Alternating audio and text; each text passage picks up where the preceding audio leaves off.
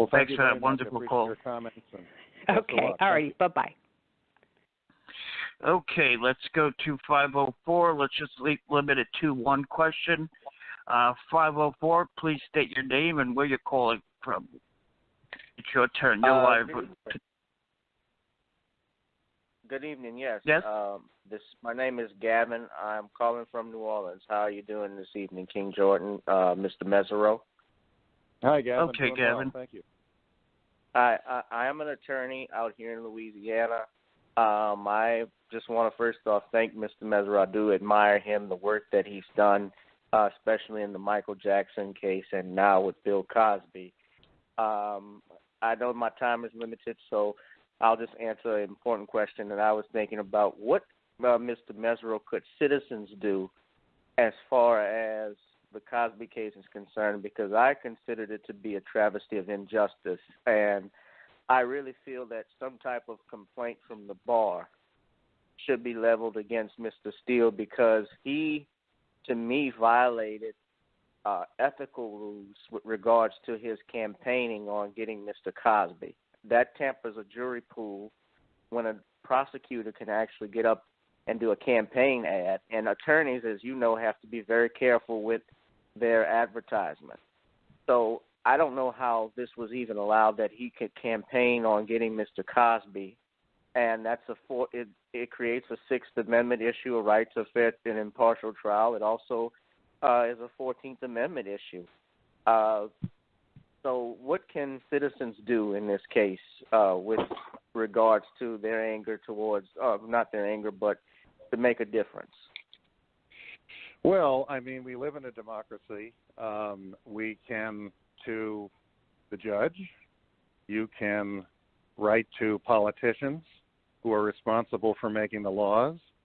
You can contact Andrew Wyatt, W-Y-A-T-T, in Alabama, who was Mr. Cosby's publicist, who I know has been dealing with the media on these issues.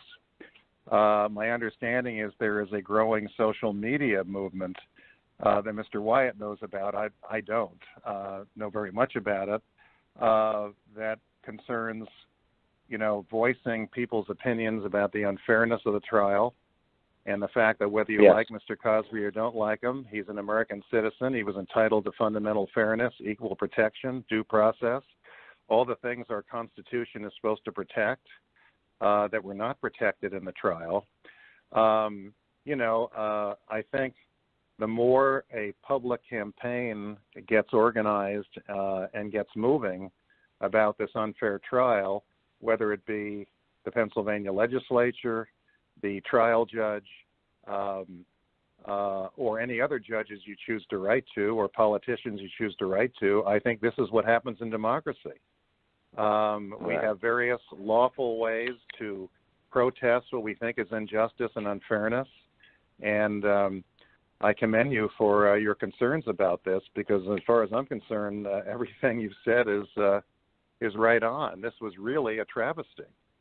Yes, and I have sent letters just to let you know, to the Judicial Committee. I sent one certified today. I sent the letter previously, that there be some type of investigation into both Judge O'Neill and DA Kevin Steele. Because if this can happen to a man like Bill Cosby, who, what you said earlier about the monies he's donated, I think of as a young black man, the fact that this man donated all of his money to black charities and to historical black colleges and universities. When he would go on his TV show, he would wear a Dillard sweater or a Xavier sweater. And it's saddening to see the state that our justice system is in and what had been done to him. Regardless of whether you like him or not, I felt he didn't get a fair shot. Well, you're absolutely correct. It's the most unfair trial in my career, and I've tried all kinds of cases in my career, white-collar cases in federal court, non-white-collar cases in state court, white-collar cases in state court. I've tried administrative trials before administrative tribunals like medical boards. I've never seen anything to equal this. I've been going to your part of the country, Alabama, for the last 20 years doing a pro bono homicide case, many of them death penalty cases. I did one in Mississippi. I've never seen anything like this. Wow. It is the most unfair trial I've ever seen. And I don't know if you were listening at the beginning of the telecast, but as a lawyer, you know that a prosecutor can't personally vouch for their position in a closing argument. This prosecutor looked at the jury and said, words to the effect, I investigated this all myself. And then when I objected, that was personal vouching. He looked at the jury and said, what's he worried about? That kind of stuff went on.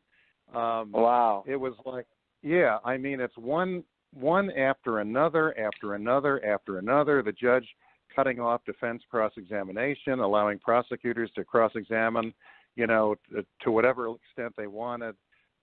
It just is an absolute disgrace what happened in that courtroom, and somebody's got to do something about it. And unfortunately, in the meantime, an 81-year-old celebrity who's blind is about to be sentenced to prison unless this judge has any empathy at all and lets him out pending appeal and bond, which I hope he does. I hope so too. And another thing that I learned when I was listening to you were on another TV show, radio show with your private investigator. You had stated one of the accusers stated something to the effect, "You remember me, Mr. Cosby," which is a Fifth Amendment issue because Mr. Cosby does not have to answer anything, and she's saying this in lieu of the jury. And sure. The judge allowed it to go on. And then another one of the 5, what we call 404B witnesses, called him a serial rapist, and the judge wouldn't grant a mistrial. Right. And this Mr. Cosby's not on trial for rape. So when they say all of this is prejudicial. It's you like are absolutely correct. Like with the Tupac Shakur case, Tupac was not convicted for rape. A lot of people think that. He was convicted for a battery. And this is what Mr. Cosby has is they convicted him on an assault charge. And it's not a rape charge. And people keep calling him a rapist. And I don't think anybody has even read the facts of the case. I don't think that anybody has even paid attention to some of the accusers. I know you had Janice Dickerson on there who admitted she lied. Her testimony should have never even been considered. Well, I've said this throughout this interview. It was the most unfair trial of my career, and I'll say it again. I've never seen anything like it. Thank you so much for the call. Thank you. Great talking to you. Okay, we got just 2 more, and then we'll let you go, Tom. Let's go to San Diego. Thank you. And say hello to Mark. You're live on the radio with Tom Mesereau. Mark from San Diego, California.